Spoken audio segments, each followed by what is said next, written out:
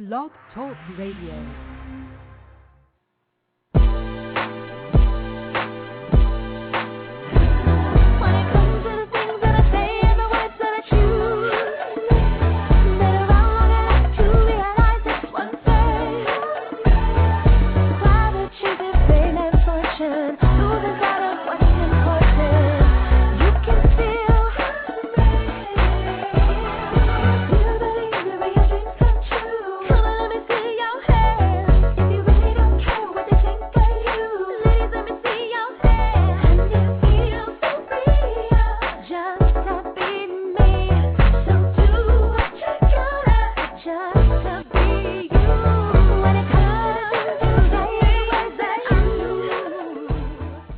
Welcome to Plus Model Radio, the #1 podcast for plus-size women. I'm your host, Shanice Lewis. Today is Monday, January 4th, 2010. Happy New Year to everyone.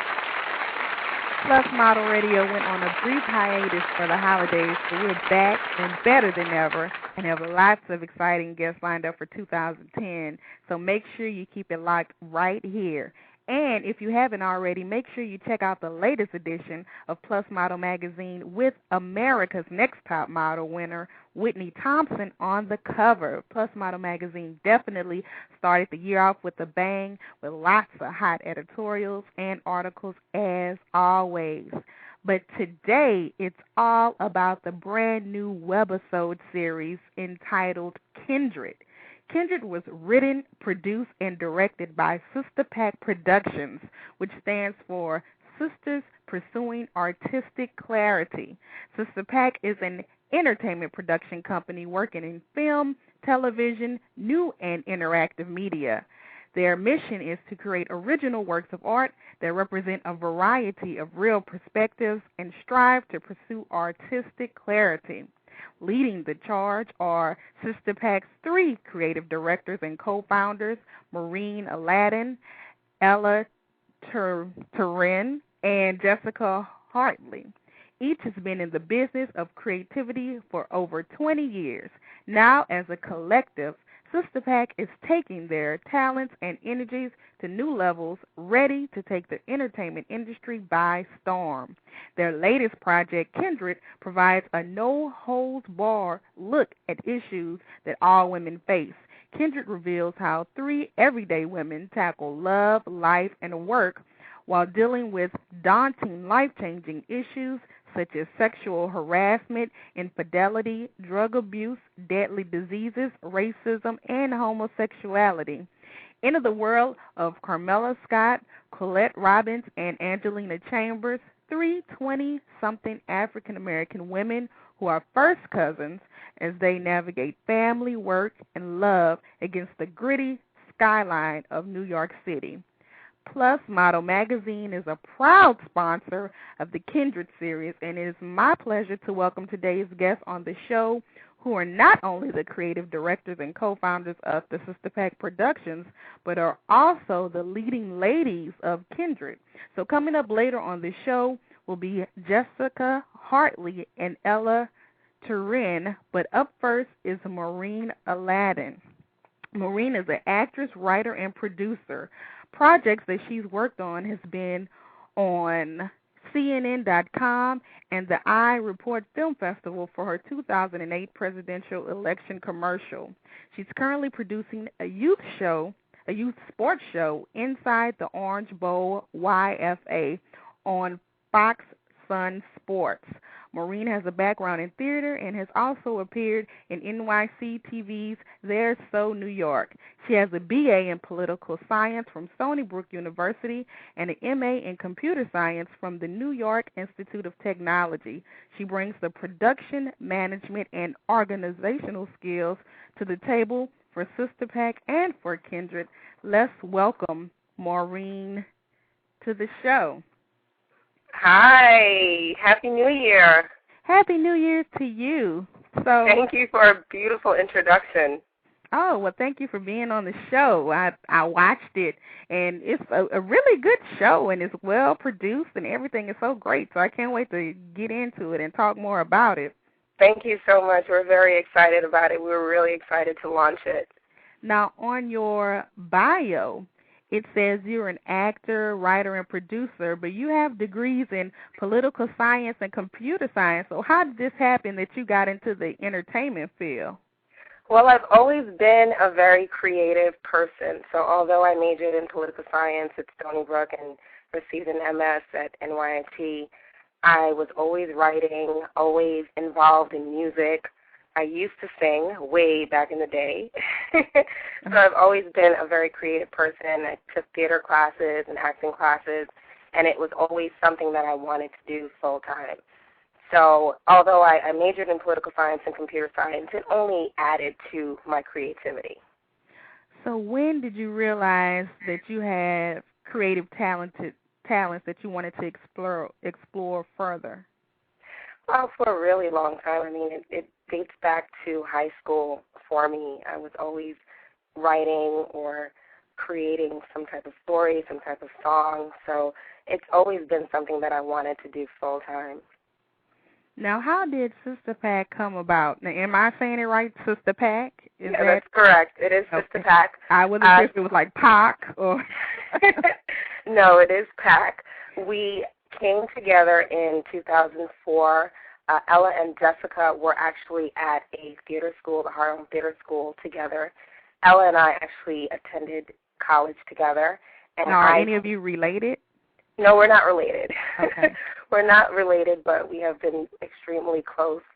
We've been in the business of acting for a very long time, and I came into theater school after them, and we decided when we were going on auditions, it's pretty hard. It's very tough out there, and when we were getting callbacks and not actually getting roles, we decided that we wanted to create roles for ourselves. We wanted to create an opportunity, a platform to showcase our talent without having someone place a stamp on us and say, okay, we think you're talented, we think you're ready, here's this role. So we decided to just put our creative juices together, write our own work, and cast ourselves. Now, was it hard getting started? Because I know a lot of people want to do the same thing, but then they can never get it to the point where you are today. Well, we've always been very driven, and we have a lot of great chemistry together. When we are in our writing sessions, it's just a lot of creativity brewing. So we decided to do something. We were very driven about it. We were ambitious about it, and we put our heads together and just went after it. We said, this is what we want, and this is what we're going to go after, and this is the result of it. Now, you bring the production management and organizational skills to the table for the company. So what exactly does that entail? Well, production is pretty much bringing in, now we all do this as well, but as a producer, it's about bringing all of the elements together. It's about finding the right crew. It's about getting a director. It's about getting the equipment. It's about taking care of casting. We've all had a role in this, but when you're a producer, it takes a lot to make all of those elements come together. I mean, getting a cast together and making sure that everyone can actually shoot on the schedule is something that really takes a lot of time because everyone's schedule has to be coordinated. So just getting all of the elements together is something that's really important as a producer. It's what allows you to see the end result. Now, for those listening that are not familiar with the term webisode, tell us exactly what that is. So webisode, everyone is familiar with episodes from TV. Right. So because this has been launched online, this has become a new phenomenon over the maybe past 2 or 3 years where people have introduced webisodes to the Internet. So it's basically a form of television but for the Internet. So it's a shorter form. You may not watch something that's as long as an hour or a half an hour. It may be as long as 10 minutes long, anywhere from 2 minutes to 10 minutes long. That's a webisode. So it's a much shorter version of an episode. Okay. Without the commercials. Without the commercials. You can have commercials depending on how popular your series is, and then, of course, you have people who are endorsing and you have commercials in between. So it just depends on the popularity of your series. We are just getting started, but we have a lot of people who are actually interested in the series. We've been getting a lot of great feedback. It's been an amazing journey. Now, what genre would Kindred fall under? Is it a comedy? Is it a drama? We like to call it a dramedy. It's drama and comedy. So it's a little of everything. It's a lot of drama, but there is some comedy as well. And now, in the webisode, the character you play is Angelina Chambers. So yes, tell us about your character. Angelina Chambers is a marketing director for a pharmaceutical company, one of the largest in New York City, called Cytec. And she's also the youngest of the Kindred cousins. She is driven. She's ambitious. She is a diva at large. And everything that she does to perfection. But she also has to struggle with pleasing herself instead of pleasing everyone else. In particular, she has to please her mother. And she's going to sort of hit rock bottom when she gets to a point where she realizes, okay, I have to start pleasing myself. I have to be happy with myself. But that's later on in the series, and I can't give you all of the secrets. So is everything already filmed from beginning to end, and you just releasing it every so often? Well, we've actually filmed 3 webisodes. So the first 3 webisodes give you a taste of the 3 Kindred cousins and their mothers as well. Again, the storyline is placed against the gritty skyline of New York City. Ella and I are originally from New York, and Jessica has lived here for over 10 years, and we definitely wanted to incorporate a place that was familiar to us, which is New York. And we just managed to weave together a very sexy story about 3 first cousins who happen to represent many of the everyday women we know and the issues that they undergo with love, work, and life. And so the characters that you see, Angelina Chambers, Colette Robbins, and Carmela Scott, which are all played by myself, Jessica, and Ella, they are sort of undergoing the finding yourself stage of life. Mm-hmm. And the drama is just, it's something that's made for TV, so it's extra spicy. We had to add in some language. I will say it's language for... Yes, there's a little bit of that. Of course, you have to add some of extra drama and not keep it so plain so that people will be interested. This was something that was originally written for TV, and we actually had our pilot sent over to a top exec over in LA who absolutely loved the writing, but it didn't fit their network at the time. And this is what led us to say, listen, we're just going to put this out there ourselves, and we decided to just shoot it ourselves. Now, how close are you to the character you play in this series? Good question. Well, I'm very driven. I'm very ambitious. And my sister past partners like to call me a diva, but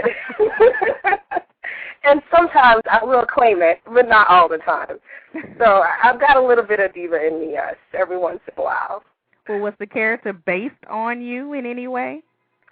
You know, in a way, yes, and in other ways, no. I mean, that's where you have the question of life imitating art or art imitating life. And in some respects, you always pull some things from your own experience, but then you pull it from things that you've undergone in life and things that you've also seen. So it could be me, it could be someone that I know, it could be a fictional character, but there are small elements of me in there. Now, besides the webisode, Kindred, do you have anything else coming up that we can be on the lookout for since you're involved in so many things? We do have a bunch of amazing projects on the table. I can't disclose those projects at this time, but we have created so many pilots, everything from comedy to drama to reality shows. We have some really great reality shows. I will tell you about one, which is a cooking show for kids. It's something that we're really excited about. And there's another one that I'd love to share, but I can't share that at this time. But we do have a lot of great projects that we will be introducing in 2010. Okay, so this is going to be a big year for your production company. It is. We're definitely excited. Definitely excited. We've been leading up to this point for quite some time, and to see it accepted by our audience is just, something overwhelming in a way. Now, do you ever cast for actors to be a part of the show? Do I ever cast an actress? Yeah. Do you ever look for cast to be a part of Kindred or any other project? Yes. I mean, we have actually, one of the mothers that is in Kindred was in one of our short films. So we definitely have worked with people that we've worked with in the past in Kindred. And it's just been an amazing run because we know the work. We have good chemistry there, great vibe. So it's always fun to work with people that you've worked with before, and they can also see our own development and how we've come from something that we've done in the past to what we're doing now.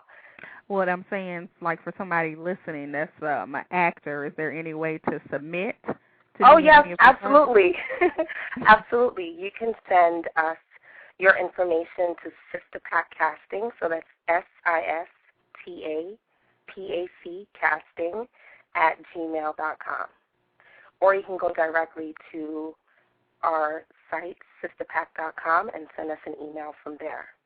And you're based in the New York area, so you would always probably specifically be looking for people in that area, right? Well, right now we're based in the New York area, but we hope to be bi-coastal soon. Okay. But we are based in New York, so if you send your headshots and your resume to sisterpackcasting@gmail.com or again to sisterpack.com, we will definitely keep an eye out for it. And anything else that we're doing, we will look at the headshots and the resumes, and if anyone fits the part, we'll get in contact with them. Cool. So tell us the official website again for the project. So for the series, it's Kindred, KINDRED, series.com. And you can find us on all the social networking sites. We have a Ning site, we have our Facebook fan page, we have Twitter, and we have MySpace as well. And you can find all of our social networking sites on kindredseries.com. Well, thank you so much for being on the show. I love the show and can't wait to see what happens next. Thank you, Shanice. Keep watching. Webisode 2 is up. And we launched on November 21st, so we have a really great behind-the-scenes look at our launch premiere event where over 200 guests came out, and we just had a really great time. We had a performance by Music Choice and VH1 artist Rob Marat. It was just such a great, great night, and we're really happy about it. It looked really nice. I wish I was out there so I could attend, but... Well, because if anyone didn't get a chance to see it, they could definitely look at the video and hopefully enjoy it from there. And we just have a lot more great things to come. Well, I look forward to it. And now we're going to go on to the other halves of the production company. Okay. Thank you so much, Shanice. Thank you. Happy New Year. You too. Bye-bye. Bye. Now, up next is Jessica Hartley. She's an actress, writer, director, and marketing consultant. She likes to consider herself a jack of all trades, and she's currently an account director at the global marketing and technology firm in NYC. As a marketing consultant for small businesses and artists of color, she started her own marketing consulting firm, VIME, and is geared towards helping artists and entrepreneurs of color market their products and services. She has a BA from Purdue University and an MBA with a specialization in media management from Metropolitan College of New York.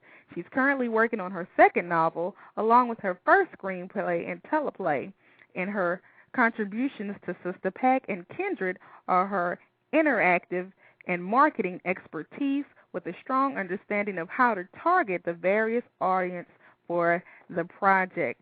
Let's welcome Jessica to the show. Hello, good evening. Hi, thank you so much for being on the show. Thank you so much for having us, Shanice. It's just been a pleasure to work with you guys as a media sponsor for the show and just partnering with us and Sister Pack. So thank you. I'm very happy to be here. Yes, now you are the marketing guru behind this project. So tell us about your company. I said VIME. Tell us what does that stand for and what do you do? That's the extra long name. I unfortunately got so excited when I was coming up with the name for my company that I didn't take my own advice that I'd probably get to a small business that I would be consulting with and saying, keep it short and simple. So VIME actually is an acronym, which is short for Viscosity, Media, and Marketing Entertainment. And it's all about viscosity, of course, means sort of resistance to flow. A lot of people don't remember the word viscosity, but if they remember viscous and being in like 6th or 7th grade and, having to do the density columns where you put the different liquids in a bottle and some rise to the top. Oh, you went way back with that one. I know, I took it way back, right? But for me, that word always stuck to me because for me, I'm all about helping small businesses and artists of color really understand that you can't just, you get a lot of people out here that are trying to put a CD together and, they'll hand you a CD and say, listen to my CD, but they've, written on the cover and it looks very sloppily done. And so for me, it's the same thing with the business.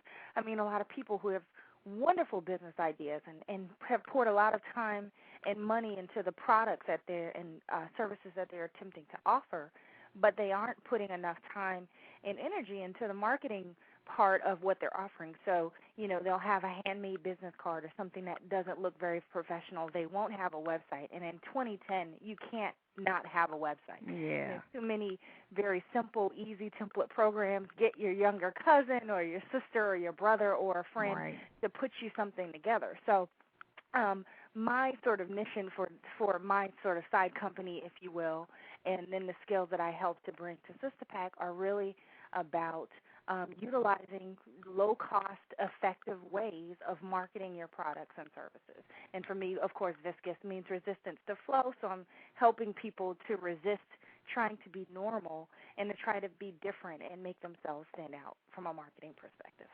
Now, what stood out to me about the description for your company is you said marketing consulting for artists of color. Mm-hmm. So what types of things do you feel artists of color are lacking from other companies? Oh, wow. We could talk. How much time do we have? Well, and when I use the word artist because I come in contact with a lot of people, whether they're spoken word artists or they're singers or they're rappers or they're actors or painters or filmmakers. We are all artists in some sort of way if we're in the business of creating something for others to enjoy and maybe hopefully buy and make us a little bit of money.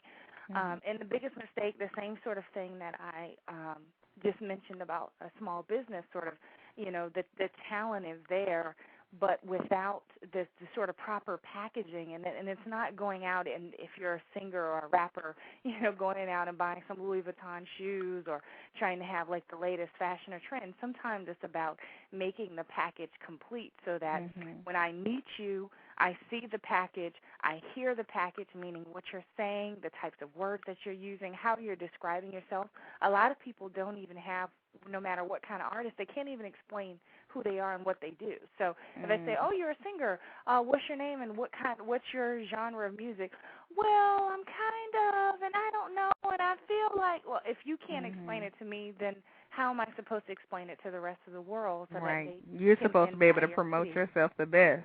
You have to be able to promote yourself the best, absolutely. So those are the type of things I like to work with artists on, again, no matter what type of artist you are. So it's everything from sort of the outlook and how you look and how you sort of embody who you are, helping to sort of craft and mold your art form. A lot of people are very talented, but they haven't really sort of found that way to communicate the talent within to the audience to the audience outside of them, and then also the marketing materials that go along with that. So it's very easy to go down to Staples. Everybody can get access to printers or Office Max, and go buy CD covers and go buy CD labels and do something a little more professional. That we're not writing We're not using a Sharpie on a CD cover anymore. Right. Get a website together. And Facebook is nice, but Facebook is only one tool, and MySpace is nice. But again, MySpace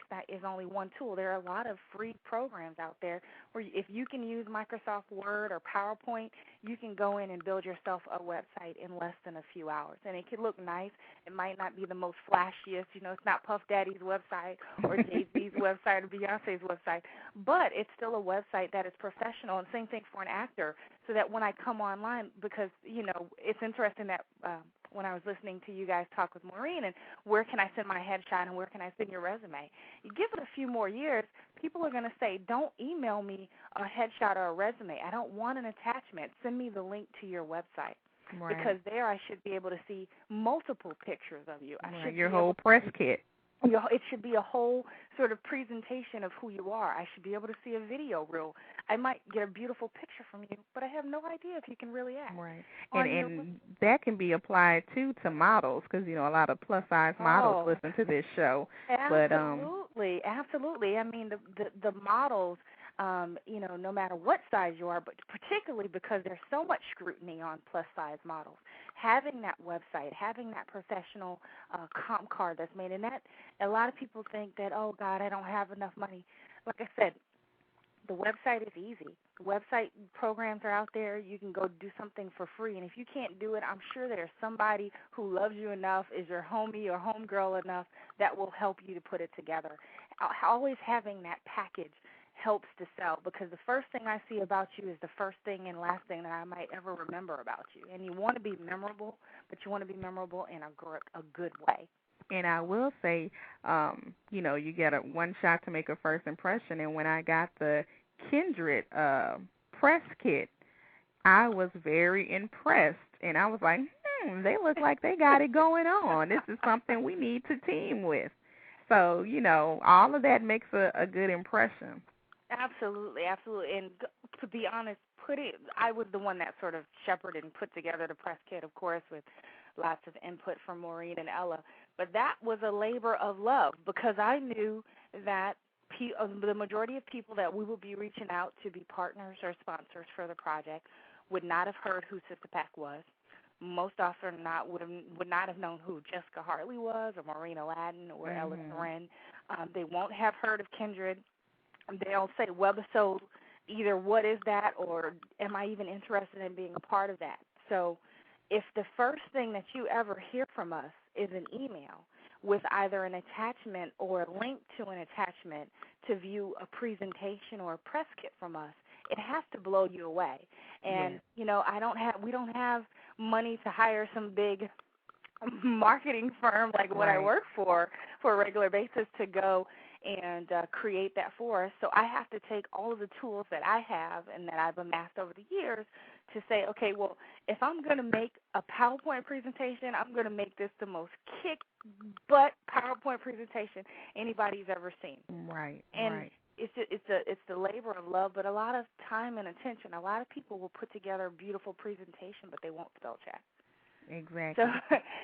So within the first 3 to 4 pages, you're looking at a really great, really well thought out presentation.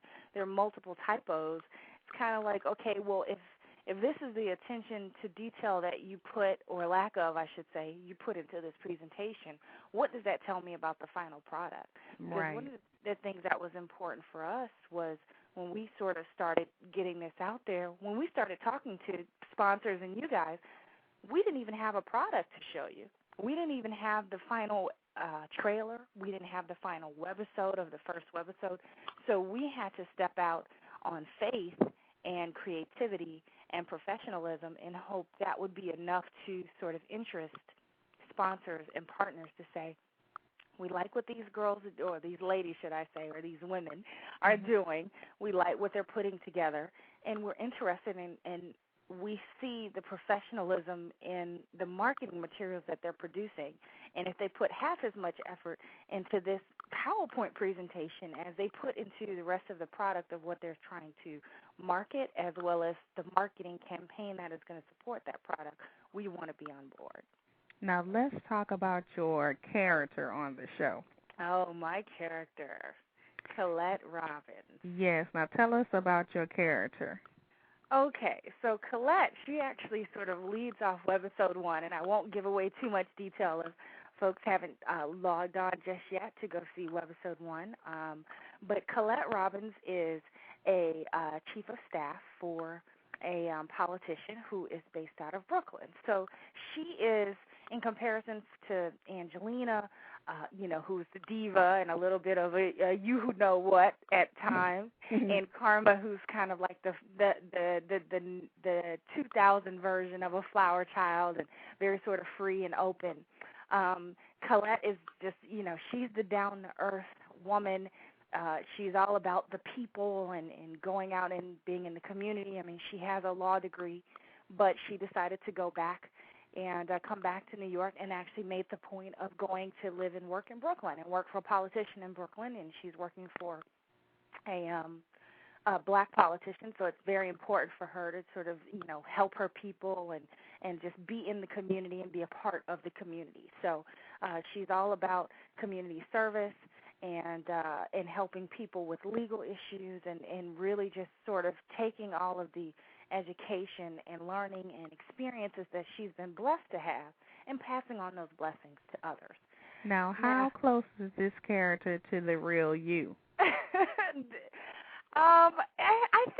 I think it's close. It's definitely not 100%. At least, I think about sort of where Colette is now. I think Maureen mentioned that they're all going through this sort of finding themselves period. And I'm not going to sit on the phone and say, oh, I found myself. I know who I am. I know who I'm going to be. I think we all go through a sort of metamorphosis where we, discover new things about ourselves and learn.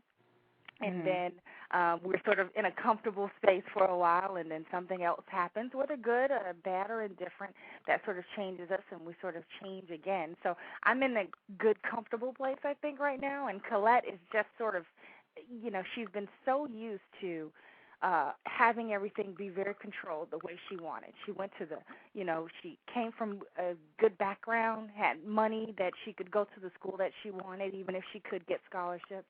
So she got that bachelor's and she got that JD, so she is, writing her own path and writing her own destiny, and she's all about being in control.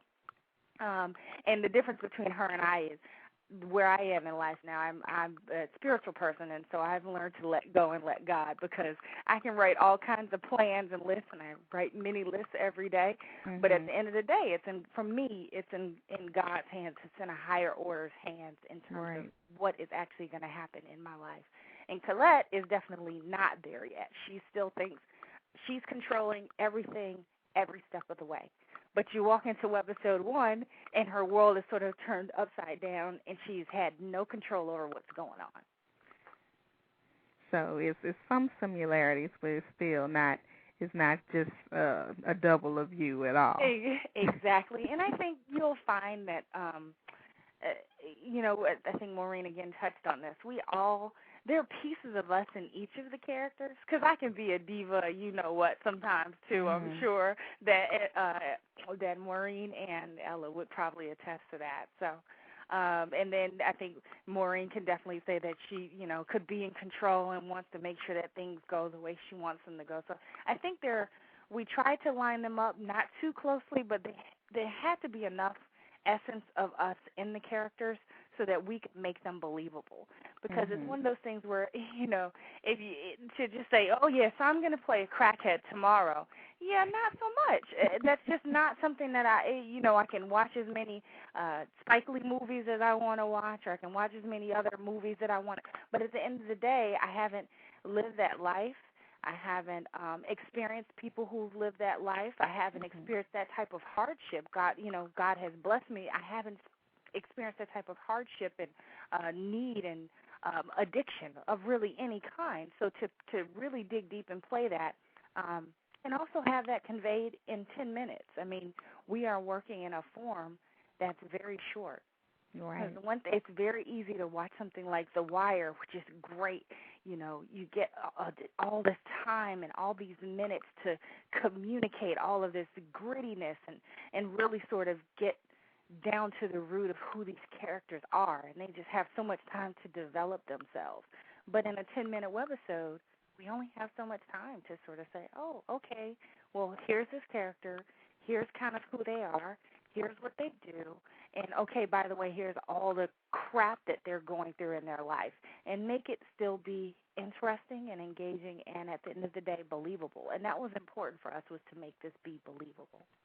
Now, since you are the marketing person of the team, are you still looking for sponsors for this series?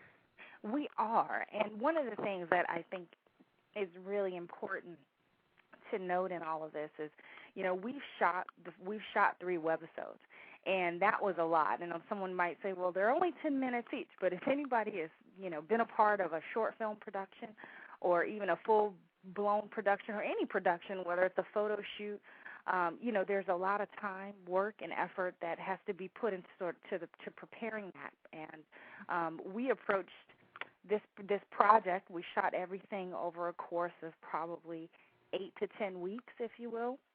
So that was a lot of time for crew. You know, getting people to commit. I have to just give a shout out to our crew and our cast because they were absolutely amazing. I know that you guys talked about casting, but, you know, we had some people that we worked with before, but we had a lot of people that were brand new to who we were, and people are so hungry to participate in quality projects that they sort of came out and when we were like, you're casted, they were do or die Sister Pack, you know, they were still calling and saying, when is the next project? You guys are so professional to work with. We enjoyed working with the other cast members and the other crew members.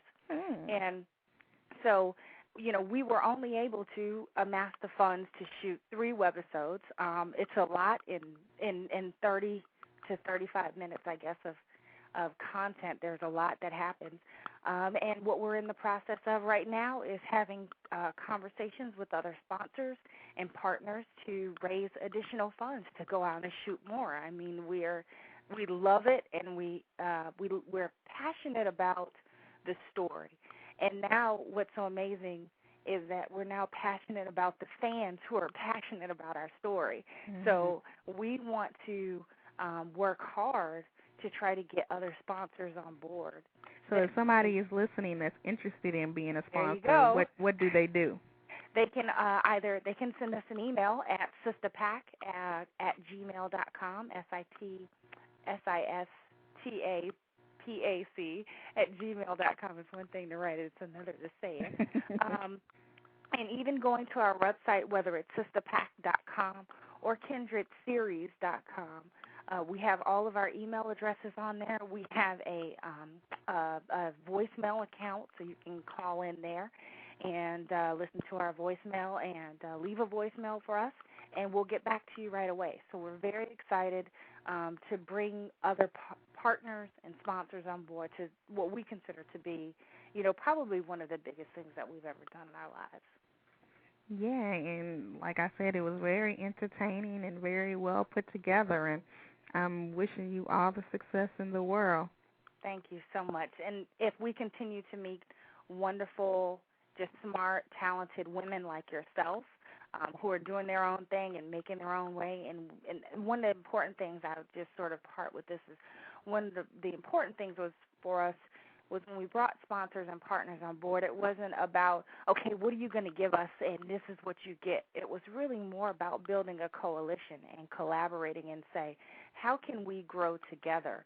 How can we, promote you on our site? How can you promote us on your site? But it wasn't just about finding anybody who had some money or anybody who had an audience. It had to make sense. It had to be the right fit.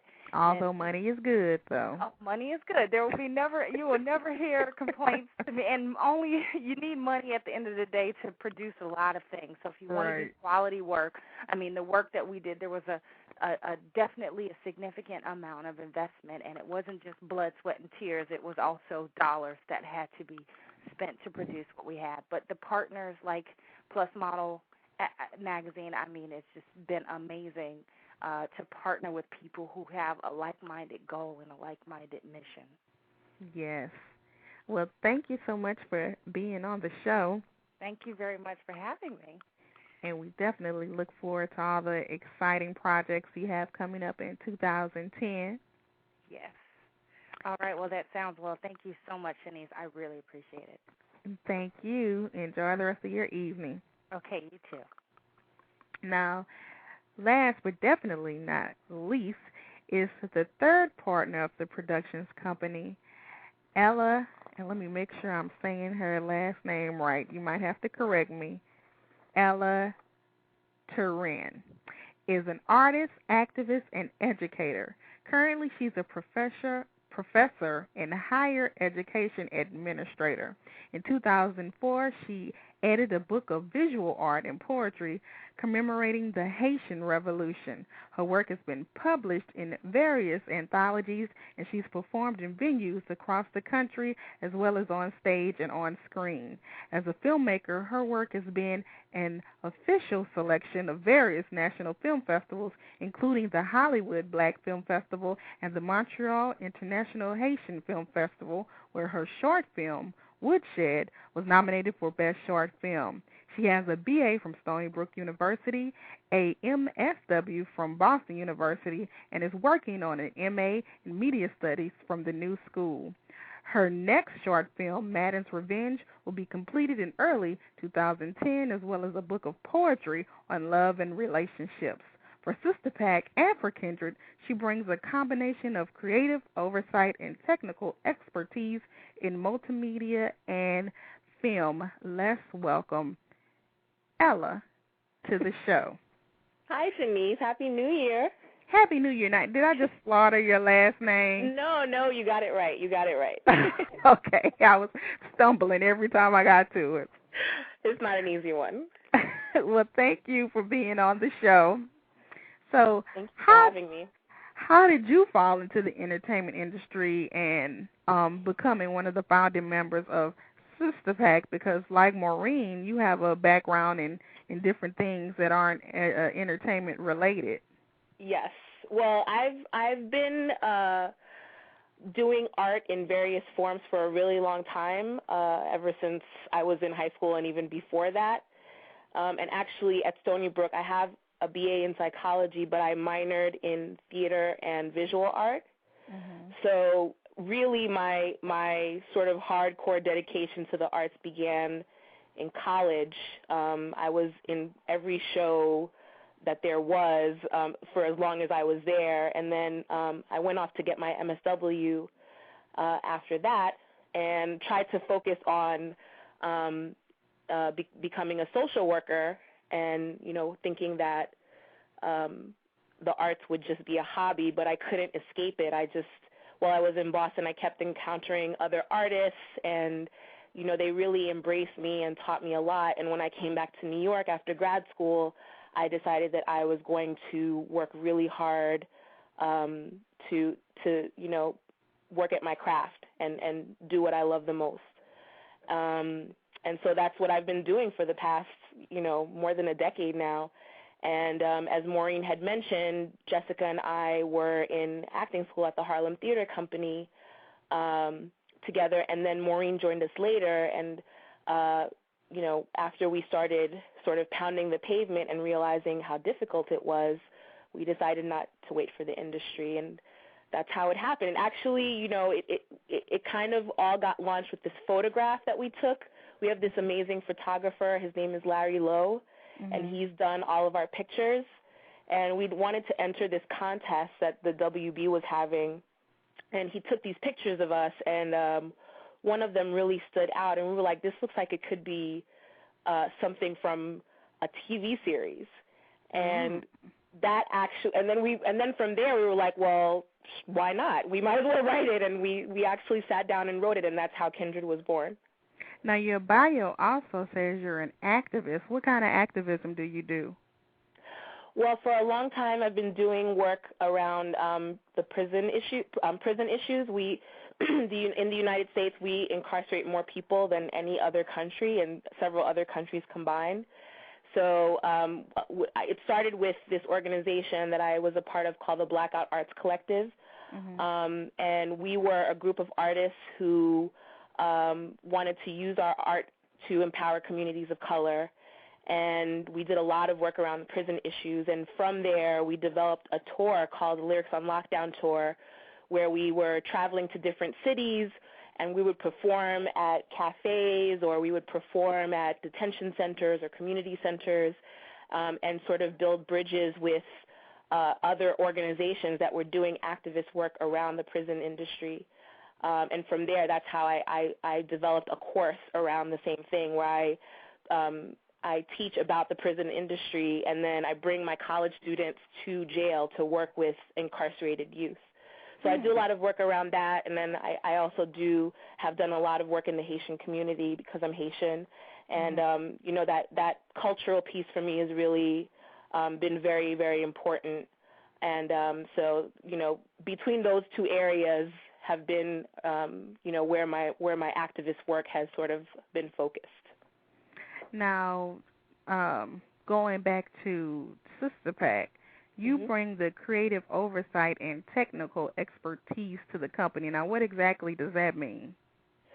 Well, it's interesting because as I've been listening to the other two interviews with Maureen and Jessica, one of the things that, you know, that I really wanted to make sure that folks knew about was about our creative process. And for me, you know, the part of being an artist for me is really making sure that you understand your craft. You know, Jessica mentioned how important it is to market your work properly, and Maureen mentioned how important it is for you to organize your work properly and get your production together. But for me, it's also about how you practice your craft correctly and how you make sure you get the correct training, and you make sure that you practice your writing all the time. And for us, even writing Kindred, you know, was almost a very sacred process where we would get together and throw out ideas and hash them out and tease them out, and we would come to consensus, and then we'd go off and write and come back together. And it was a really you know, it was a really amazing process to be able to sit with two other people and have a meeting of the mind in that way, and to, you know, to always, like I said, be kind of up on your craft as an actor, as a writer, as a filmmaker. It's one of the reasons why I went back to school to study media studies, because I had been doing sort of guerrilla filmmaking for a really long time, and I wanted, for myself, not because I needed validation from anybody, but for myself to make sure that I was well versed in the craft that I was going to be working with. So that's I see how all of you bring something different to the table, and it looks like it's just a perfect flow between the three of you. Yeah, I mean, we really complement each other in that way. We're not threatened by each other's expertise, and that is the reason why we decided to sort of pool forces, pool resources together, so that we could move forward more quickly. And it's really worked. I mean, in the time that we spent kind of pounding the pavement on our own, we've managed to make double time on that, you know, working together and bringing all of our different sort of expertise and resources to the table. So it's been really, really great. Now, you played Carmela Scott, a.k.a. Karma, on the series. So tell us about your character. So Carmela is, she's the eccentric one. She's an artist and a media person, and she sort of does media consulting. And she is the one that likes to see things holistically. She likes to believe the best and tries to you know, she's kind of like the ideal thinker. Between the three of them, she's the oldest of the cousins. And, you know, she's kind of a free spirit. Sometimes, you know, she's misunderstood in the family because people think she's weird, but she owns it, and, you know, she's not afraid to kind of be who she is, no matter how against the grain that may be sometimes. Now, your character is described as a full-figured sister that had a hard time opening up and expressing her natural beauty and sexuality. So through the series, does your character have an epiphany and learn to love her body? I think she does. I think, you know, as a full-figured, curvy woman, she is kind of self-conscious about how she looks and how she relates to men. And, there's a little bit of that going on in some of the webisodes where you kind of see her interacting with one of the other characters, and she kind of doesn't know what to do with herself at times. And as the series goes on, she does come into her own a little bit more and sort of learns to embrace herself as she is. And that was really important for us to portray, because you don't see that many plus-size women on television.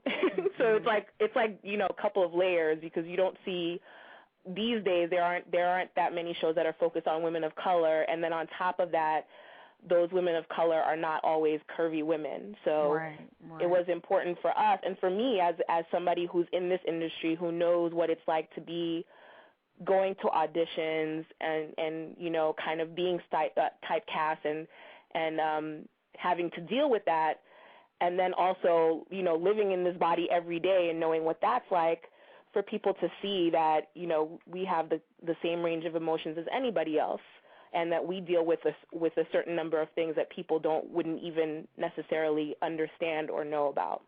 So as an actress, do you find with the lack of positive roles for your type that just drives you even more to create your own projects? Yeah, absolutely. Absolutely. And even now, it's a lot of the times plus size women are, when I say being typecast and stereotyped, you're kind of like the sidekick or the comedy shtick, or it's rare that you see a plus size woman who's a leading role, and a leading role in like a romantic role or something like that, or a very serious role. And that's, one of my goals as a filmmaker is really to help redefine that, and to help the industry and society embrace just the average size woman. So it's not even, and there are ranges of what the average size woman is, and even that's something that society has yet to embrace. Right. Now, besides being an actress, you're also a spoken word artist with a book of poetry coming out. So tell us a little bit about that briefly. Yes. I've been a spoken word artist, or actually I should restate that, because one of my favorite poets, Sekou Sundiata, who passed a couple of years ago, one time he was asked if he's a spoken word artist or a poet, and he gave somebody like the death stare, and he's like, I'm a poet. And that really stuck with me, because a poet, it's about the words, whether they're read or spoken, and I like to think that I have the ability to sort of be in one or the other very easily. And the work that I'm hoping to come out with is a compilation of poems that I've been writing since college, and a lot of us who are writers, that is our therapy. We, during a relationship, before a relationship, after a relationship, we have a poem about it. We have a poem about the ups, we have a poem about the downs, about every aspect of what it's like to be in love or out of love. And, my publisher, Andre Maurice Press, one day we were talking about what kind of projects I could do, and I realized that I had amassed like something close to like 100 to 150 of these poems, and they were just kind of like randomly sitting around. And, we decided that it would be a good idea to finally put them out as a collection. And again, the subject matter is just all over the place of different topics. Yeah, it's different topics. I mean, there are some moments where I'm not so fond of men, and there are other moments where I'm smitten, and it's like roses and blue skies and clouds and everything looks great.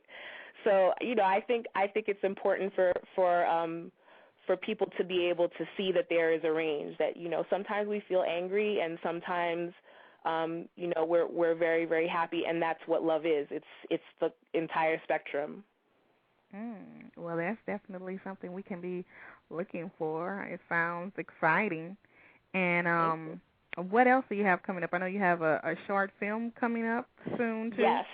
So we finished, before we shot Kindred, we finished shooting our last short film, which was called Madden's Revenge, which I wrote. And it's about a young woman who moves in with her boyfriend, who discovers a nasty little secret about him. And that secret is that he is addicted to video games. And it so it's Madden, just like the game, Madden. Exactly. I was wondering well, the game especially. So it drives her a little bit batty. I won't reveal what she actually does and what happens, but that's the basis of it. Just completed it, and it's pretty much that we're pretty much finished with the editing stage. We just have to do a few minor tweaks with the sound and add some more music. But I'm hoping that in the next month or so we can start submitting it to festivals. So, stay tuned for it at a festival near you. So before you go, tell us all of the official websites and how we can log in and see Kindred and where we should go.